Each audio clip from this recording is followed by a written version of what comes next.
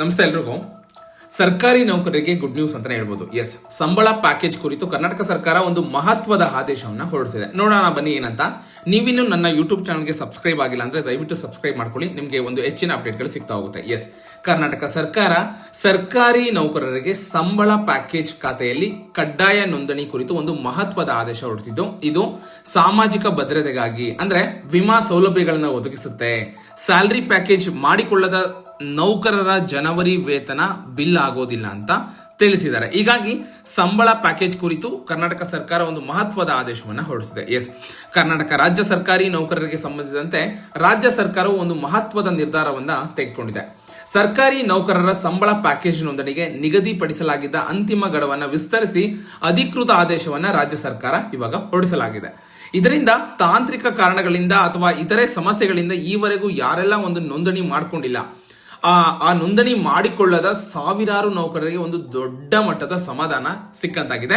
So ಅಂದ್ರೆ ಇವಾಗ ನೀವು ಮತ್ತೆ ನೋಂದಣಿ ಮಾಡ್ಕೊಳ್ಳೋದಕ್ಕೆ ನಿಮಗೆ ಅವಕಾಶ ಕಲ್ಪಿಸಿದ್ದಾರೆ. ಎಸ್, ಈ ಕುರಿತು ರಾಜ್ಯ ಸರ್ಕಾರ ಹೊರಡಿಸಿದ ಆದೇಶ ಪ್ರತಿಯ ಪ್ರಕಾರ ಸರ್ಕಾರದಿಂದ ನೇರವಾಗಿ ಅಂದ್ರೆ ಸರ್ಕಾರದಿಂದ ನೇರವಾಗಿ ಬರೋ ಸ್ಯಾಲರಿ ಆಗಿರ್ಬೋದು ಅಥವಾ ಪರೋಕ್ಷವಾಗಿ ನೇಮಕಗೊಂಡಿರುವ ಎಲ್ಲಾ ಬಿ ಮತ್ತು ಸಿ ಗುಂಪಿನ ಅರ್ಹ ಅಧಿಕಾರಿಗಳಾಗಿರ್ಬೋದು ಅಥವಾ ನೌಕರರು ಕಡ್ಡಾಯವಾಗಿ ಸಂಬಳ ಪ್ಯಾಕೇಜ್ ನಲ್ಲಿ ನೋಂದಾಯಿಸಿಕೊಳ್ಬೇಕಾಗತ್ತೆ. ಅದನ್ನ ಅಂದ್ರೆ ಏನ್ ನೋಂದಾಯಿಸಿಕೊಳ್ಬೇಕು ಆ ಒಂದು ಕಾಲಾವಧಿಯನ್ನು ಕೂಡ ವಿಸ್ತರಿಸುವ ಕುರಿತು ರಾಜ್ಯ ಸರ್ಕಾರ ಈ ಆದೇಶವನ್ನ ಹೊರಡಿಸಿದೆ. ಈ ಹಿಂದೆ ಹೊರಡಿಸಲಾಗಿದ್ದ ಆದೇಶದ ಪ್ರಕಾರ ರಾಜ್ಯ ಸರ್ಕಾರದ ಅಧೀನದಲ್ಲಿ ನೇರವಾಗಿ ಅಥವಾ ಪರೋಕ್ಷವಾಗಿ, ಓಕೆನಾ, ಸೊ ಒಟ್ಟಾರೆ ನೇಮಕಗೊಂಡಿರುವ ಗ್ರೂಪ್ ಎ ಬಿ ಸಿ ವೃಂದದ ಅಧಿಕಾರಿಗಳು ಹಾಗೂ ನೌಕರರು ಕಡ್ಡಾಯವಾಗಿ ನಿಗದಿತ ವೇತನ ಪ್ಯಾಕೇಜ್ ನಲ್ಲಿ ನೋಂದಣಿ ಮಾಡಿಸ್ಕೊಳ್ಬೇಕಾಗಿತ್ತು. ಈ ಪ್ರಕ್ರಿಯೆಯನ್ನು ಪೂರ್ಣಗೊಳಿಸಲು ಮುಂಚೆ ಸಮಯ ಏನಿತ್ತು ಅಂದ್ರೆ 15/12/2025 ಅಂದ್ರೆ ಡಿಸೆಂಬರ್ 15ರವರೆಗೆ ನಿಮಗೆ ಅವಕಾಶ ಕಲ್ಪಿಸಿಕೊಟ್ಟಿದ್ರು ಸರ್ಕಾರದಿಂದ. ಒಂದು ವೇಳೆ ಈ ಅವಧಿಯೊಳಗೆ ನೋಂದಣಿ ಮಾಡ್ಕೊಳ್ಳದಿದ್ರೆ ಅಂತಹ ಅಧಿಕಾರಿಗಳ ಸಂಬಳ ವಿತರಣೆಯನ್ನು ನಾವು ತಡೆ ಹಿಡಿತೀವಿ ಅಂತ ಕೂಡ ಸರ್ಕಾರ ಹೇಳಿತ್ತು. ಆದರೆ ಹಲವು ಅಧಿಕಾರಿಗಳಾಗಿರ್ಬೋದು ಅಥವಾ ನೌಕರರು ಸಂಬಳ ಪ್ಯಾಕೇಜ್ ನಲ್ಲಿ ನೋಂದಾಯಿಸಿಕೊಳ್ಳಲು ಇನ್ನೂ ಹೆಚ್ಚಿನ ಒಂದು ಅವಕಾಶನ ಕೋರ್ತಾರೆ. ಹಾಗಾಗಿ ಎ ಮತ್ತು ಬಿ ಗುಂಪಿನ ಅಧಿಕಾರಿಗಳಿಗೆ ಹಾಗೂ ಸಿ ಗುಂಪಿನ ನೌಕರರಿಗೆ ಸಂಬಳ ಪ್ಯಾಕೇಜ್ ನಲ್ಲಿ ನೋಂದಾಯಿಸಿಕೊಳ್ಳಲು ಮತ್ತೆ ದಿನಾಂಕನ ಕೊಟ್ಟಿದ್ದಾರೆ. 16/1/2026 ಅಂದ್ರೆ ಇದೇ ತಿಂಗಳು ನಿಮಗೆ 16ವರೆಗೂ ಟೈಮ್ ಕೊಟ್ಟು ವಿಸ್ತರಣೆ ಮಾಡಿದ್ರು. ಈ ಎಲ್ಲಾ ನಿಯಮವು ಇಲಾಖೆ ಎ ಮತ್ತು ಬಿ ಮತ್ತು ಸಿ ಗುಂಪಿನ ಎಲ್ಲ ಅರ್ಹ ಅಧಿಕಾರಿ ಮತ್ತು ನೌಕರರಿಗೆ ಅನ್ವಯಿಸುತ್ತೆ ಅಂತ ಕೊಟ್ಟಿದ್ದಾರೆ.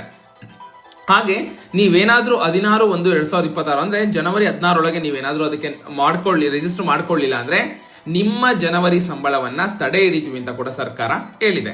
ಹಾಗೆ ನೌಕರರು ತಮ್ಮ ವಿವರಗಳನ್ನ ಈ ಒಂದು ಸಂಬಳ ಏನಿದೆ, ಓಕೆನಾ, ಅಂದ್ರೆ ಪ್ಯಾಕೇಜ್ ನಲ್ಲಿ ನೋಂದಾಯಿಸಿಕೊಳ್ಳಲು ಸಂಬಳ ಪ್ಯಾಕೇಜ್ ನಲ್ಲಿ ನೋಂದಾಯಿಸಲು 16/1/2026ರವರೆಗೆ ಕಾಲಾವಕಾಶ ವಿಸ್ತರಿಸಲಾಗಿದೆ ಅಂತ ತಿಳಿಸಿದ್ದಾರೆ.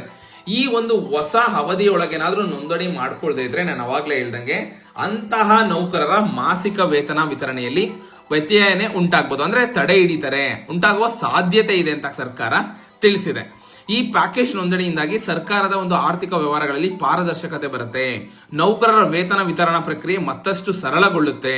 ಹೀಗಾಗಿ ಬಾಕಿ ಉಳಿದಿರುವ ಎಲ್ಲಾ ನೌಕರರು ಆದಷ್ಟು ಬೇಗ ಈ ಒಂದು ಪ್ರಕ್ರಿಯೆಯನ್ನು ಪೂರ್ಣಗೊಳಿಸಬೇಕು ಅಂತ ಸೂಚನೆ ಕೊಟ್ಟಿದ್ದಾರೆ. ಹಾಗಾಗಿ ಇನ್ನೊಂದು, ಈ ಒಂದು ಪ್ರಕ್ರಿಯೆಗೆ ನೀವೇನಾದ್ರೂ ಒಳಪಟ್ರೆ ನಿಮಗೆ ವಿಮಾ ಸೌಲಭ್ಯ ಕೂಡ ಸಿಗುತ್ತೆ ಅಂತ ಕೂಡ ಹೇಳಿದ್ದಾರೆ. ಸೊ ಆದಷ್ಟು ಯಾರೆಲ್ಲ ನಿಮ್ಮ ಸರ್ಕಾರಿ ನೌಕರರ ಅಥವಾ ಫ್ಯಾಮಿಲಿ ಫ್ರೆಂಡ್ಸ್ ಇದ್ದಾರೆ ಈ ವಿಡಿಯೋನ ಶೇರ್ ಮಾಡಿ, ಆದಷ್ಟು ಬೇಗ ಅವರು ಈ ಒಂದು ಪ್ಯಾಕೇಜ್ ಸಂಬಳ ಪ್ಯಾಕೇಜ್ ಅಕೌಂಟ್ ಏನಿದೆ ಅದನ್ನ ಮಾಡಿಸ್ಕೊಂಡು ನೋಂದಾಯಿಸ್ಕೊಳ್ಳಿ.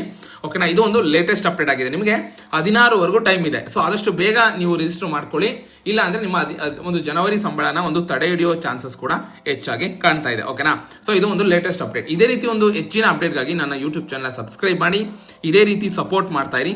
ಧನ್ಯವಾದಗಳು.